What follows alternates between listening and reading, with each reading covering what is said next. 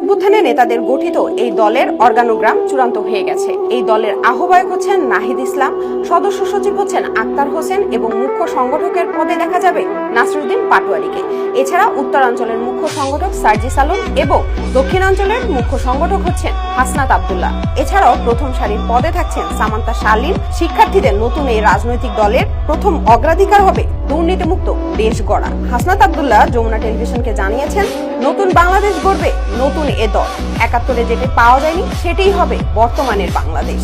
আগামীকালের জমায়েতে মানিক মে এভিনিউতে উপস্থিত হবেন নাগরিক সমাজের বিভিন্ন রাজনৈতিক ও কূটনৈতিক ব্যক্তিবর্গরা। একই সাথে ২৪শে আন্দোলনে শহীদ হওয়া পরিবারের ব্যক্তিবর্গ এবং আহতদের সদস্যরা এবং আহতরা উপস্থিত থাকবেন। আন্দোলনে যে ২-৩ জন নেতা সরব ছিলেন তাদের মধ্যে নাহিদ ইসলাম ছিলেন অন্যতম।